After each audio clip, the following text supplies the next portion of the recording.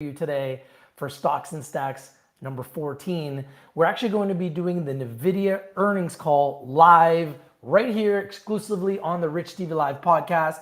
And Nvidia just reported their earnings and they are huge beat. They were anticipating doing between 10 to 11 billion. They reported 13.5 billion. Huge beat for Nvidia. Let me show you what the stock is doing. The stock is absolutely killing it right now. As you can see, Nvidia at $513, up 9% after reporting another monster quarter. And we're going to be listening to the entire earnings call right here, right now, exclusively on Rich TV Live. The call won't be for another 15 minutes, so we're going to watch the stock a little bit. Now up 8.88% at $513. It finished the market up 3% at $471. We're right now at $512.80. A massive beat by over $2 billion beat. And they gave guidance for next quarter of $16 billion. Huge for Nvidia. This is massive, not just for Nvidia, but the entire market.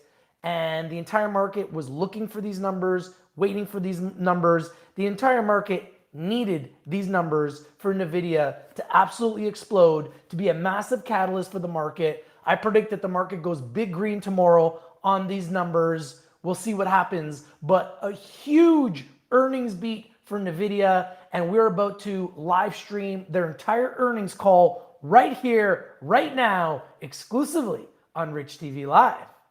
All right, let's just sign in to the call, shall we? All right, here we go. There we go. All right, so we're in.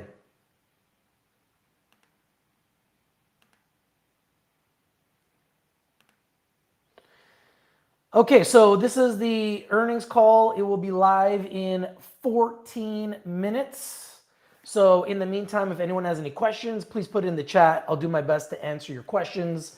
But Nvidia just reported a monster quarter, 13.5 million. They're estimated to do about 10.5 to 11 billion. They just reported 13.5 billion in revenues. If you don't know, Nvidia is a chip maker for computers. They're also in the AI sector. They've been riding that AI momentum all year long.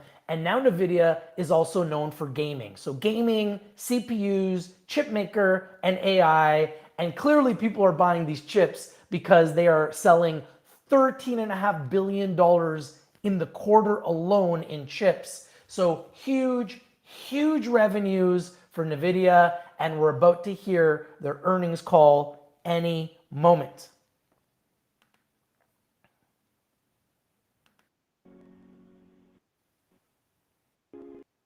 All right, so they're just playing right now, so I'll just keep that off until they get started. And then once they get started, we'll be ready to rock and roll. So we have a few minutes here. In the meantime, I'm just going to get prepared here for this earnings call. And if anyone has any questions, like I said, please put in the chat. We are streaming on multiple devices everywhere. Feel free to message wherever you can. I'll try my best to respond to you, but we are getting a lot of people watching from all the different platforms that we're on. We're on YouTube, TikTok, Twitter, LinkedIn, Facebook, Twitch, Rumble. We're pretty much everywhere right now. So we're literally streaming this everywhere. And like I said, if you have any questions, put it in the chat. The big news, Nvidia beats earnings estimates by a lot. They beat their earnings estimates by a lot. They were expected to do about 11 billion. They did 13.5 billion. They're also expected to have earnings per share at $2.07. They did over $2.70. So a huge beat for Nvidia, and the stock is up, let's see right now, 8%, currently at $510. And let me remind you, this is a stock that was at $100 $100 last October. So a little over less than a year ago, this was a $100 stock. Today it is a $510 stock. And some analysts are predicting $650. Some are predicting maybe even with this report, maybe we could see $750 stock. Maybe we could see $1,000 stock. Could you believe it for Nvidia? Absolutely crazy, but they did have an amazing report. So obviously the market was looking for these numbers. The numbers came in strong and the market loves it. That's why the stock is exploding after hours. We are going to be listening to the full earnings report. All right. And feel free to ask me any questions wherever you guys are. I see some of you guys on TikTok, some of you on YouTube. We got people following us on Twitter. And we're going to listen to the entire earnings call right here, right now. So you don't need to go anywhere else. Stay where you are, and you will be able to hear the entire earnings call for Nvidia any moment. Let me just set this up. All right. This is pretty big news. This is really exciting. It's kind of like the biggest company with the biggest news just reported the biggest results. And the crazy part is their guidance is massive, massive, massive guidance. So what does that mean? So when they do their earnings, there's always a forecasted estimate. The estimate was about 10 to 11 billion. They did 13.5 billion. So check, they beat. But then investors are always wondering and institutions are always wondering, what are you going to do next quarter?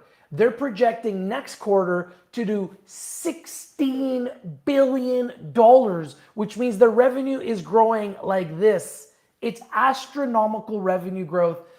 I don't know if I can really compare it to anything right now that I can think of that's grown like this, but it's very tremendous. It's very tremendous, and that's why it's been one of the top stocks all year and why it's been up over 400% in less than a year. Been an absolute monster. It was at $100 in October of last year. It is now trading at $510.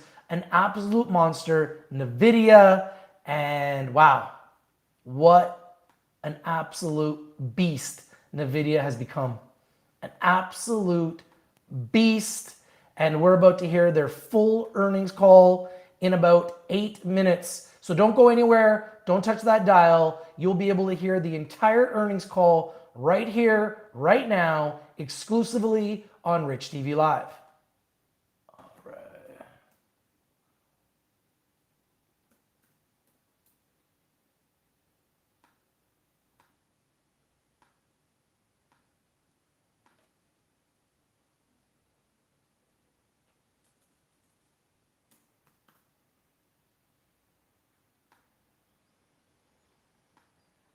All right, gaming. And Nvidia is a gaming company.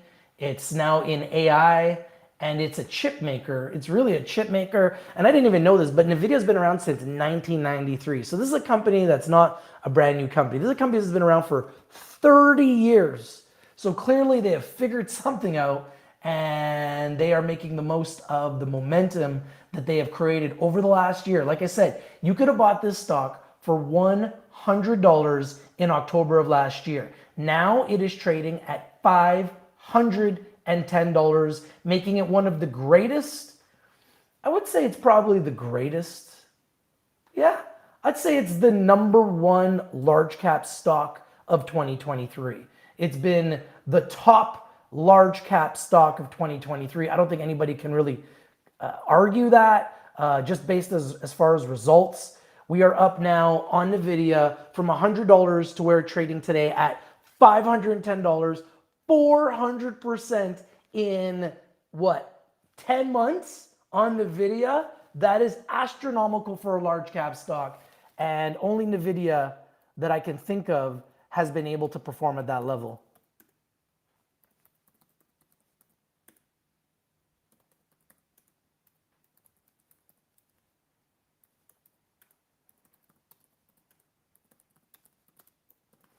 Okay, the earnings call will be in 6 minutes. Let me just check to see.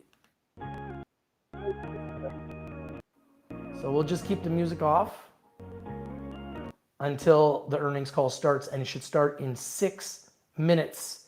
We should be live with the full-blown earnings with Nvidia.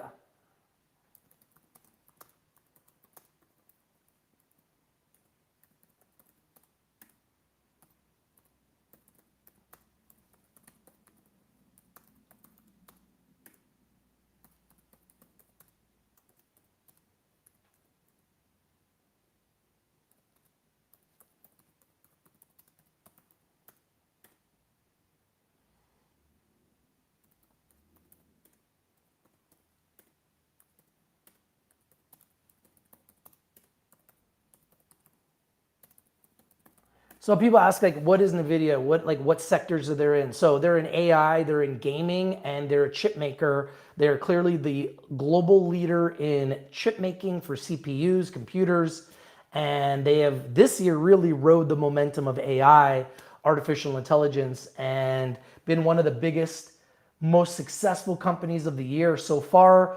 And based on its results, it looks like it may only continue to go higher because it just continues to shine when it does these reports. It's now at $509, up 8% and up 400% in the last year. Nvidia has been absolutely on fire, and we'll be hearing those results in 4 minutes. In 4 minutes, we'll be live with the earnings results. So we'll be hearing directly from the people, the management, and the board of Nvidia in just a few moments. Stay tuned. We will be broadcasting. Good afternoon. My name is David, and I'll be your conference operator today. At this time, I'd like to welcome everyone to NVIDIA's second quarter earnings call. Today's conference is being recorded. All lines have been placed on mute to prevent any background noise. After the speaker's remarks, there'll be a question and answer session. If you'd like to ask a question during this time, simply press the star key followed by the number 1 on your telephone keypad. If you'd like to withdraw your question, press star 1 once again. Thank you. Simona Jankowski, you may begin your conference. Thank you. Good afternoon, everyone, and welcome to NVIDIA's conference call for the second quarter of fiscal 2024. With me today from NVIDIA are Jensen Huang, President and Chief Executive Officer, and Colette Kress, Executive Vice President and Chief Financial Officer. I'd like to remind you that our call is being webcast live on NVIDIA's Investor Relations website. The webcast will be available for replay until the conference call to discuss our financial results for the third quarter of fiscal 2024. The content of today's call is NVIDIA's property. It can be reproduced or transcribed without our prior written consent. During this call, we may make forward-looking statements based on current expectations. These are subject to a number of significant risks and uncertainties, and our actual results may differ materially. For a discussion of factors that could affect our future financial results and business, please refer to the disclosure in today's earnings release, our most recent Forms 10-K and 10-Q, and the reports that we may file on Form 8-K with the Securities and Exchange Commission. All our statements are made as of today, August 23rd, 2023, based on information currently available to us. Except as required by law, we assume no obligation to update any such statements. During this call, we will discuss non-GAAP financial measures. You can find a reconciliation of these non-GAAP financial measures to GAAP financial measures in our CFO commentary, which is posted on our website. And with that, let me turn the call over to Colette. Thanks, Simona. We had an exceptional quarter. Record Q2 revenue of $13.51 billion was up 88% sequentially and up 101% year-on-year, and above our outlook of $11 billion. Let me first start with data center. Record revenue of $10.32 billion was up 141% sequentially and up 171% year-on-year. Data center compute revenue nearly tripled year-on-year, driven primarily by accelerating demand for from cloud service providers and large consumer internet companies for our HGX platform, the engine of generative AI and large language models. Major companies including AWS, Google Cloud, Meta, Microsoft Azure, and Oracle Cloud, as well as a growing number of GPU cloud providers, are deploying in volume HGX systems based on our Hopper and Ampere architecture Tensor Core GPUs. Networking revenue almost doubled year on year, driven by our end-to-end InfiniBand networking platform, the gold standard for AI.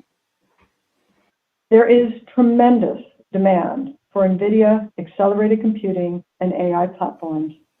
Our supply partners have been exceptional in ramping capacity to support our needs. Our data center supply chain, including HGX, with 35,000 parts and highly complex networking, has been built up over the past decade.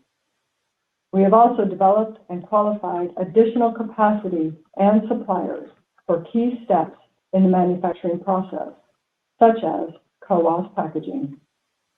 We expect supply to increase each quarter through next year.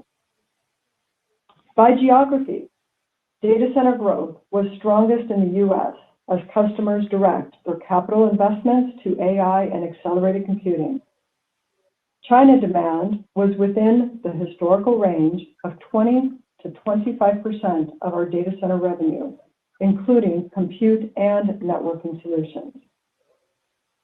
At this time, let me take a moment to address recent reports on the potential for increased regulations on our exports to China. We believe the current regulation is achieving the intended results. Given the strength of demand for our products worldwide, we do not anticipate that additional export restrictions on our data center GPUs, if adopted, would have an immediate material impact to our financial results. However, over the long term, restrictions prohibiting the sale of our data center GPUs to China, if implemented, will result in a permanent loss of an opportunity for the U.S. industry to compete and lead in one of the world's largest markets. Our cloud service providers drove exceptional strong demand for HGX systems in the quarter as they undertake a generational transition to upgrade their data center infrastructure for the new era of accelerated computing and AI. The NVIDIA HGX platform is culminating of nearly 2 decades of full stack innovation across silicon, systems, interconnects, networking, software, and algorithms. Instances powered by the NVIDIA H100 Tensor Core GPUs are now generally available at AWS, Microsoft Azure, and several GPU cloud providers, with others on the way shortly. Consumer internet companies also drove the very strong demand. Their investments in data center infrastructure purpose-built for AI are already generating significant returns. For example, Meta recently highlighted that since launching Reels, and AI recommendations have driven a more than 24% increase in time spent on Instagram. Enterprises are also racing to deploy generative AI, driving strong consumption of NVIDIA-powered instances in the cloud, as well as demand for on-premise infrastructure. Whether we serve customers in the cloud or on-prem, through partners or direct, their applications can run seamlessly on NVIDIA AI enterprise software with access to our acceleration libraries, pre-trained models, and APIs. We announced a partnership with Snowflake to provide enterprises with accelerated paths to create customized generative AI applications using their own proprietary data, all securely within the Snowflake Data Cloud. With the NVIDIA NeMo platform for developing large language models, enterprises will be able to make custom LLMs for advanced AI services, including chatbots, search, and summarization, right from the Snowflake Data Cloud. Virtually every industry can benefit from generative AI. For example, AI copilots, such as those just announced by Microsoft, can boost the productivity of over 1 billion office workers and tens of millions of software engineers. Millions of professionals in legal services, sales, customer support, and education will be available to leverage AI assistants trained in their field. AI co-pilots and assistants are set to create new multi-hundred-billion-dollar market opportunities for our customers. We are seeing some of the earliest applications of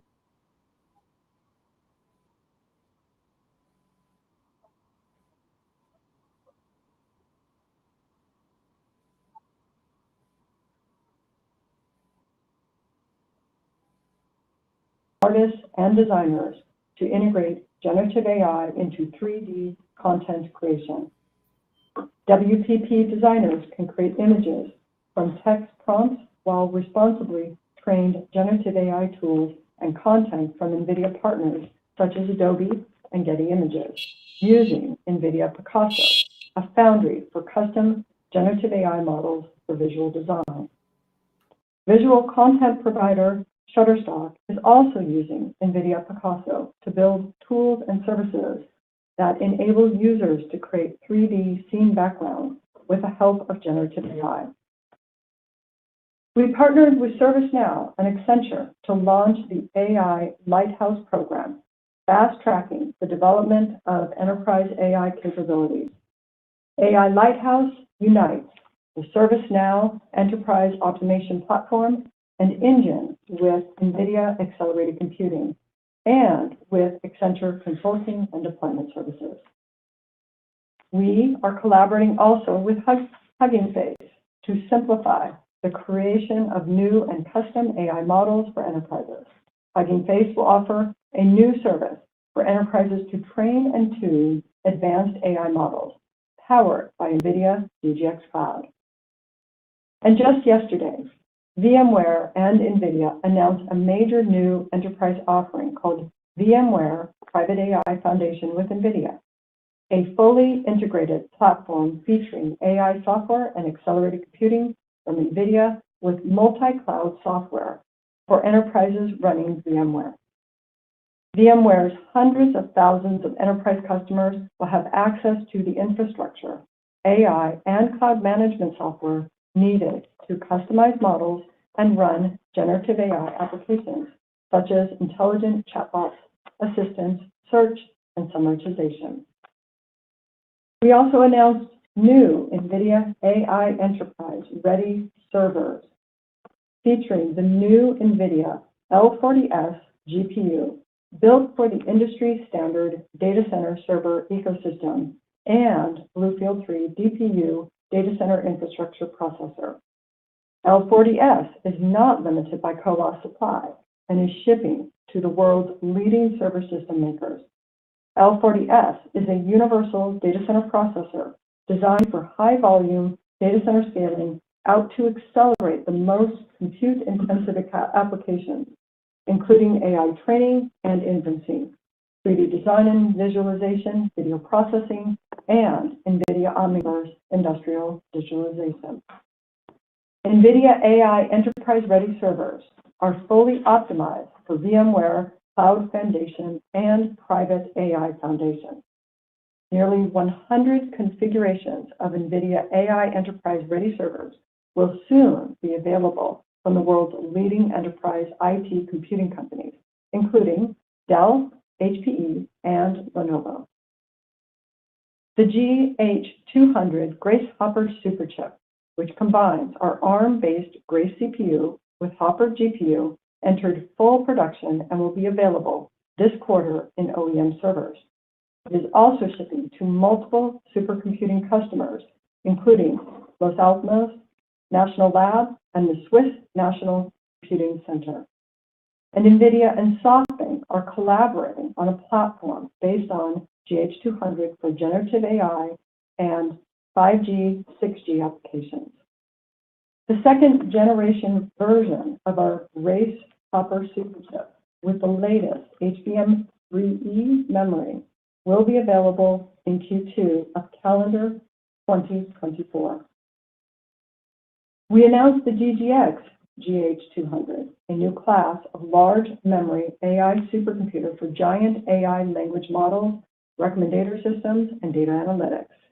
This is the first use of the new NVIDIA NVLink switch system, enabling all of its 256 Grace Hopper superchips to work together as one, a huge jump compared to our prior generation connecting just 8 GPUs over NVLink. DGX GH200 systems are expected to be available by the end of the year. Google Cloud, Meta, and Microsoft among the first to gain access. Strong networking growth was driven primarily by InfiniBand infrastructure to connect HGX GPU systems. Thanks to its end-to-end optimization and in-network computing capabilities, InfiniBand delivers more than double the performance of traditional Ethernet for AI. For billions of dollar AI infrastructures, the value from the increased throughput of InfiniBand is worth hundreds of millions and pays for the network. In addition, only InfiniBand can scale to hundreds of thousands of GPUs. It is the network of choice for leading AI practitioners. For Ethernet-based cloud data centers that seek to optimize their AI performance, we announced NVIDIA Spectrum-X, an accelerated networking platform designed to optimize Ethernet for AI workloads. Spectrum-X couples the Spectrum-4 Ethernet switch with the BlueField-3 DPU, achieving 1.5x better overall AI performance and power efficiency versus traditional Ethernet. BlueField-3 DPU is a major success. It is in qualification with major OEMs and ramping across multiple CSPs and consumer internet companies. Now moving to gaming. Gaming revenue of $2.49 billion was up 11% sequentially and 22% year-on-year. Growth was fueled by GeForce RTX 40 series GPUs for laptops and desktops. End customer demand was solid and consistent with seasonality. We believe global end demand has returned to growth after last year's slowdown. We have a large upgrade opportunity ahead of us. Just 47% of our installed base have upgraded to RTX, and about 20% have a GPU with an RTX 3060 or higher performance. Laptop GPUs posted strong growth in the key back-to-school season, led by RTX 4060 GPUs. NVIDIA's GPU-powered laptops have gained in popularity, and their shipments are now outpacing desktop GPUs in several regions around the world. This is likely to shift the seasonality of our overall gaming revenue a bit, with Q2 and Q3 as the stronger quarters of the year, reflecting the back-to-school and holiday build schedules for laptops. In desktop, we launched the GeForce RTX 4060 and the GeForce RTX 4060 Ti GPUs, bringing the Ada Lovelace architecture down to price points as low as $299. The ecosystem of RTX and DLSS games continued to expand. 35 new games added to DLSS support, including blockbusters such as Diablo IV and Baldur's Gate 3. There's now over 330 RTX accelerated games and apps. We are bringing generative AI to games. At Computex, we announced NVIDIA Avatar Cloud Engine, or ACE, for games, a custom AI model foundry service. Developers can use this service to bring intelligence to non-player characters. It harnesses a number of NVIDIA Omniverse and AI technologies, including NeMo, Riva, and Audio Two-Face. Now moving to professional visualization. Revenue of $375 million was up 28% sequentially and down 24% year-on-year. The Ada architecture ramp drove strong growth in Q2, rolling out initially in laptop workstations with a refresh of desktop workstations coming in Q3. These will include powerful new RTX systems with up to 4 NVIDIA RTX 6000 GPUs, providing more than 5,800 teraflops of AI performance and 192 gigabytes of GPU memory. They can be configured with NVIDIA AI Enterprise or NVIDIA Omniverse Enterprise.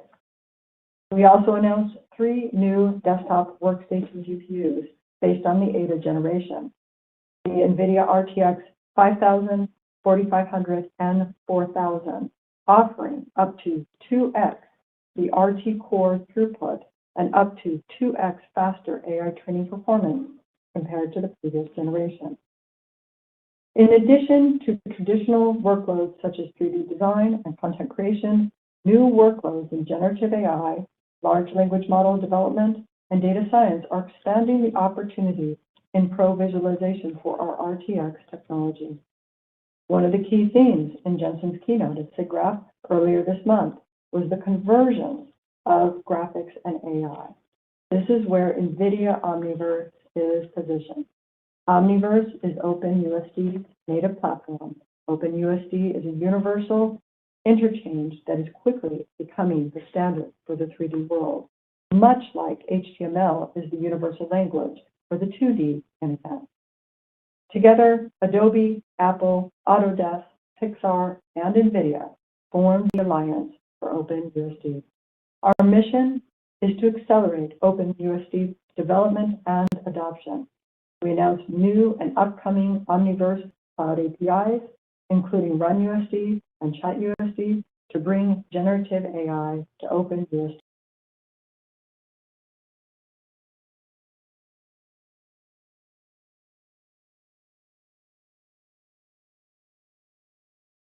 Year-on-year. Solid year-on-year growth was driven by the ramp of self-driving platforms based on the NVIDIA Drive Orin SoC with a number of new energy vehicle makers. The sequential decline reflects lower overall automotive demand, particularly in China. We announced a partnership with MediaTek to bring drivers and passenger new experiences inside the car. MediaTek will develop automotive SoCs and integrate a new product line of NVIDIA GPU chiplets. The partnership covers a wide range of vehicle segments from luxury to entry level. Moving to the rest of the P&L, GAAP gross margins expanded to 70.1% and non-GAAP gross margin to 71.2%, driven by higher data center sales. Our data center products include a significant amount of software and complexity, which is also helping drive our gross margins. Sequential GAAP operating expenses were up 6%, and non-GAAP operating expenses were up 5%, primarily reflecting increased compensation and benefits. We returned approximately $3.4 billion to shareholders in the form of share repurchases and cash dividends. Our board of directors has just approved an additional $25 billion in stock repurchases to add to our remaining $4 billion of authorization as of the end of Q2. Let me turn to the outlook for the third quarter of fiscal 2024. Demand for our data center platform for AI is tremendous and broad-based across industries and customers. Our demand visibility extends into next year. Our supply over the next several quarters will continue to ramp as we lower cycle times and work with our supply partners to add capacity. Additionally, the new L40S GPU will help address the growing demand for many types of workloads, from cloud to enterprise. For Q3, total revenue is expected to be $16 billion, plus or minus 2%. We expect sequential growth to be driven largely by data center, with gaming and ProViz also contributing. GAAP and non-GAAP gross margins are expected to be 71.5% and 72.5%, respectively, plus or minus 50 basis points. GAAP and non-GAAP operating expenses are expected to be approximately $2.95 billion and $2 billion, respectively. GAAP and non-GAAP other income and expenses are expected to be an income of approximately $100 million. excluding gains and losses from non-affiliated investments. GAAP and non-GAAP tax rates are expected to be 14.5% plus or minus 1%, excluding any discrete items. Further financial details are included in the CFO commentary and other information available on our IR website. In closing, let me highlight some upcoming events for the financial community. We will attend the Jefferies Tech Summit on August 30th in Chicago, the Goldman Sachs Tech Conference on September 5th in San Francisco, the Evercore Semiconductor Conference on September 6th, as well as the Citi Tech Conference on September 7th, both in New York, and the BofA Virtual AI Conference on September 11th. Our earnings call to discuss the results of our third quarter of fiscal 2024 is scheduled for Tuesday, November 21st. Operator, we will now open the call for questions. Could you please poll for questions for us? Thank you. Thank you. At this time, I'd like to remind everyone, in order to ask a question, press star, then the number 1 on your telephone keypad. We ask that you please limit yourself to one question. We'll pause for just a moment to compile the Q&A roster. We'll take our first question from Matt Ramsay with TD Cowen. Your line is now open. Yes, thank you very much. Good afternoon. Obviously, remarkable results. Jensen, I wanted to ask a question of you regarding the really quickly emerging application of large model inference. So I think it's pretty well understood by the majority of investors that you guys have a very much a lockdown share of the training market. A lot of the smaller model inference workloads have been done on ASICs or CPUs in the past, and with many of these GPT and other really large models, there's this new workload that's accelerating super duper quickly on large model inference, and I think your Grace Hopper Superchip products and others are pretty well aligned for that. But could you maybe talk to us about how you're seeing the inference market segment between small model inference and large model inference, and how your product portfolio is positioned for that? Thanks. Yeah, thanks a lot.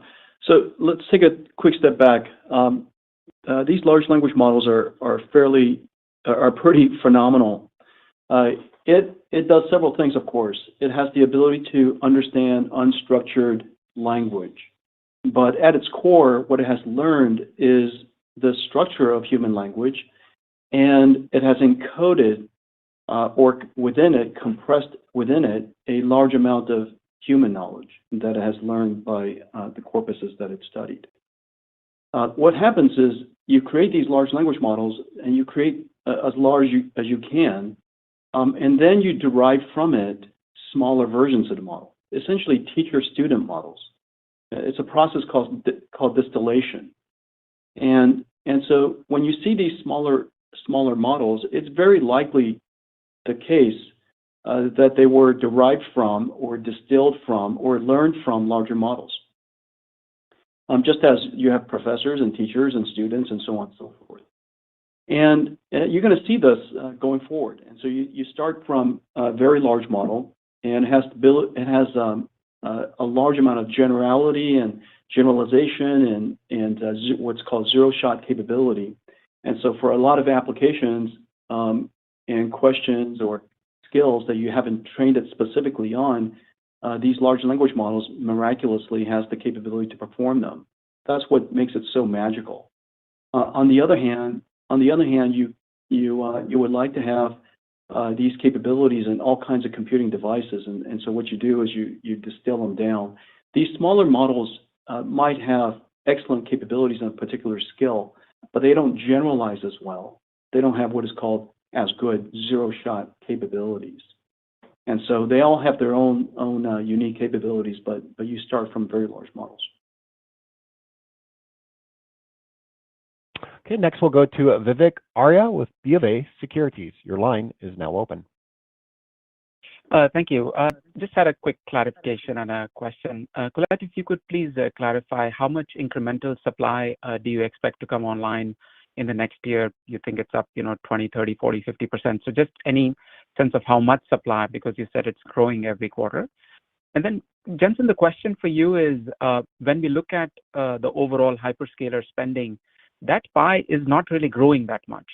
So what is giving you the confidence that they can continue to carve out more, off that pie for generative AI? Just give us your sense of, how sustainable is this demand as we look over the next 1 to 2 years? So, if I take your implied Q3 outlook of data center, 12, 13 billion, what does that say about how many servers are already AI accelerated? Where is that going? So just give us some confidence that the growth that you are seeing is sustainable into the next 1 to 2 years. So thanks for that question regarding our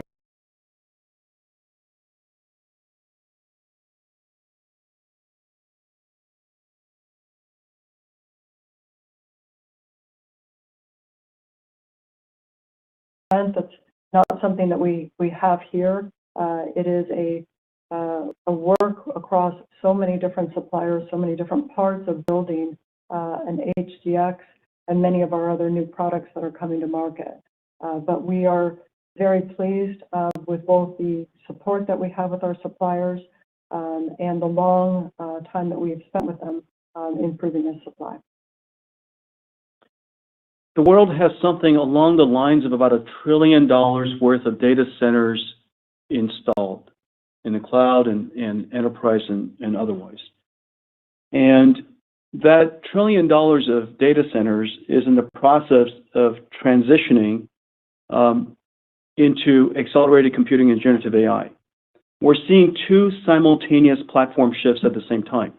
One is accelerated computing, and the reason for that is because it's the most cost-effective, most energy-effective, and the most performant way of doing computing now. And so what you're seeing, and then all of a sudden, enabled by generative AI, enabled by accelerated computing, generative AI came along. And this incredible application now gives everyone two reasons to transition, to do a platform shift from general purpose computing, the classical way of doing computing, to this new way of doing computing, accelerated computing. There's about $1 trillion worth of data centers, call it $250 billion of capital spend each year. You're seeing that data centers around the world are taking that capital spend and focusing it on the two most important trends of computing today, accelerated computing and generative AI. And so I think this is not a near-term thing. This is a long-term industry transition, and we're seeing these two platform shifts happening at the same time. Next, we go to Stacy Rasgon with Bernstein Research. Your line open. Hi, guys. Thanks for taking my question. I was wondering, Colette, if you could tell me how much of data center in the quarter, maybe even the guide, is systems versus GPU. I'm like DGX versus just the H100. What I'm really trying to get at is how much is pricing or content, or however you want to define that, versus units actually driving the growth going forward. Can you give us any color around that? Sure, Stacy. Let me help. Within the quarter, our HGX systems were a very significant part of our data center as well as our data center growth that we had seen. Those systems include our HGX of our Hopper architecture, but also our Ampere architecture. Yes, we are still both of these architectures. Now, when you say what does that mean, both the systems as a unit, of course, is growing quite substantially, and then in terms of the revenue increases. So these things are drivers of the revenue in data center. Our DGXs are always a portion of additional systems that we will sell. Those are a great opportunity for enterprise customers and many other different types of customers that we're seeing even in our consumer internet companies. Now, the importance of there is also coming together with software that we sell with our DGXs, but that's a portion of our sales that we're doing. The rest of the GPUs, we have new GPUs coming to market that we talk about, the L40S, and they will add continued growth going forward. But again, the largest driver of our revenue within this last quarter was definitely the HDX systems. And Stacy, if I could just add something. You say it's H100, and I know you know what your mental image in your mind, but the H100 is 35,000 parts, 70 pounds, nearly 1 trillion transistors in combination. Takes a robot to build, well, many robots to build, because it's 70 pounds to lift. And it takes a supercomputer to test a supercomputer. And so these things are technology marvels, and the manufacturing of them is really intensive. And so I think we call it H100 as if it's a chip that comes off of a fab, but H100s go out really as HGX and Internet World's hyperscalers, and they're really quite large system components, if you will. Next, we go to Mark Lipacis with Jefferies. Your line is now open. Hi, thanks for taking my question, and congrats on the success. Jensen, it seems like a key part of the success, your success in the market, is delivering the software ecosystem along with the chip and the hardware platform. And I had a two-part question on this. I was wondering if you could just help us understand the evolution of your software ecosystem, the critical elements, and is there a way to quantify your lead on this dimension, like how many person years you've invested in building it? And then part two, I was wondering if you would care to share with us your view on what percentage of the value of the NVIDIA platform is hardware differentiation versus software differentiation. Thank you. Yeah, Mark, I really appreciate the question.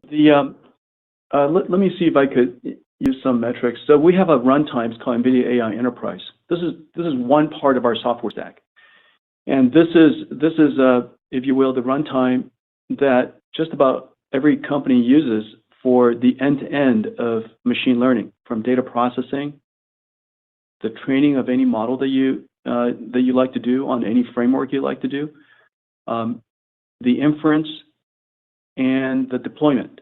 The scaling it out into a data center. It could be a scale out for a hyperscale data center. It could be a scale out for enterprise data center, for example, on VMware.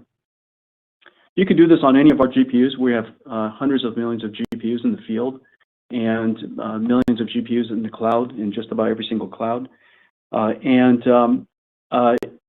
It runs in a single GPU configuration, as well as multi-GPU per compute or multi-node. It also has multiple sessions or multiple computing instances per GPU. So from multiple instances per GPU to multiple GPUs, multiple nodes, to entire data center scale. So this runtime called NVIDIA AI Enterprise has something like 4,500 software libraries, and has something like 10,000 dependencies among each other. And that runtime is, as I mentioned, continuously updated and optimized for our install base, for our stack. And that's just one example of what it would take to get accelerated computing to work. The number of code combinations and type of application combinations is really quite insane. And it's taken us 2 decades to get here. But what I would characterize as probably the elements of our company, if you will, are several. I would say number one is architecture. The flexibility, the versatility, and the performance of our architecture makes it possible for us to do all the things that I just said. From data processing to training to inference, for pre-processing of the data before you do the inference to the post-processing of the data. Tokenizing of languages so that you could then train with it. The amount of the workflow is much more intense than just training or inference. But anyways, that's where people focus, and it's fine. But when people actually use these computing systems, it's quite requires a lot of applications. And so the combination of our architecture makes it possible for us to deliver the lowest cost of ownership. And the reason for that is because we accelerate so many different things. The second characteristic of our company is the installed base. You have to ask yourself, why is it that all the software developers come to our platform? And the reason for that is because software developers seek a large installed base so that they can reach the largest number of end users so that they could build a business or get a return on the investments that they make. And then the third characteristic is reach. We're in the cloud today, both for public-facing cloud, because we have so many customers that use, so many developers and customers that use our platform. CSPs are delighted to put it up in the cloud. They use it for internal consumption, to develop and train and operate recommender systems or search or data processing engines and whatnot, all the way to training and inference.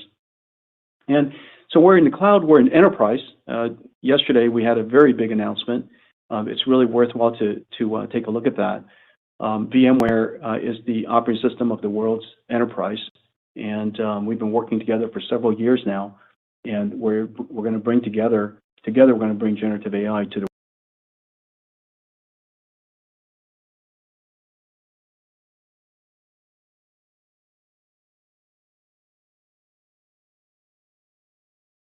platform in their systems.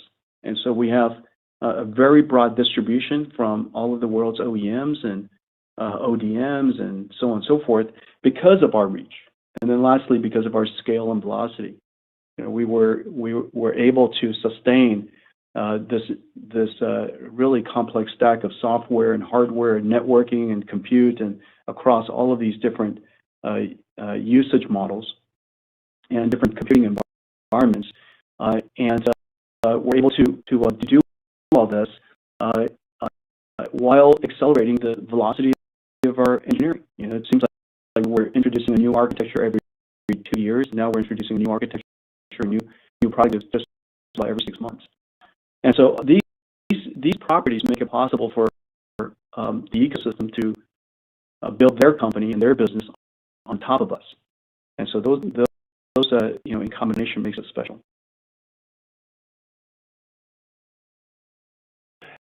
We'll go to Atif Malik with Citi. Your line's open. Hi, thank you for taking my question and great job on the results and outlook. I have a question on the CoWoS less L40S that you guys talked about. Any idea how much of the supply tightness can L40S help with? And if you can talk about the incremental profitability or gross margin contribution from this product. Thank you. Yep. Atif, let me take that for you. The L40S is really designed for a different type of application.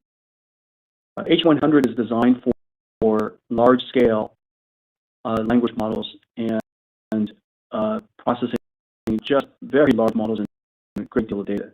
And so that's not L40's focus. L40's focus is to be able to fine-tune models, fine-tune pre-trained models, and it'll do that incredibly well. It has a transformer engine. It's got a lot of performance. You can get multiple GPUs in a server. It's designed for hyperscale scale-out, meaning it's easy to install L40S servers into the world's hyperscale data centers. It comes in a standard rack, server, and everything about it is standard. And so it's easy to install.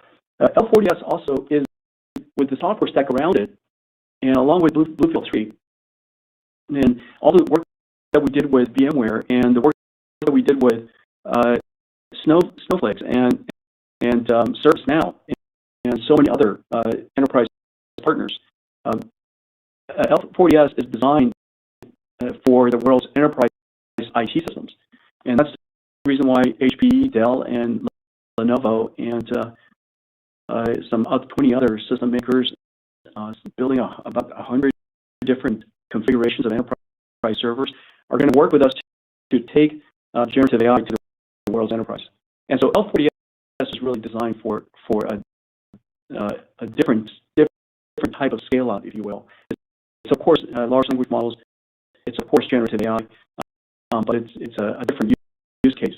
And the L40S is off to a great start, and the world's enterprise and hyperscalers are really clamoring to get L40S deployed. Okay, next we'll go to Joe Moore with Morgan Stanley. Your line is now open. Great, thank you. I guess the thing about these numbers that's so remarkable, to me, is the amount of demand that remains unfulfilled. Talking to some of your customers, as good as these numbers are, you sort of more than tripled your revenue in a couple of quarters. There's a demand in some cases for multiples of what people are getting. So can you talk about that? How much unfulfilled demand do you think there is? And you talked about visibility extending into next year. Do you have line of sight into when you get to see a supply-demand equilibrium here? Yeah, we have excellent visibility.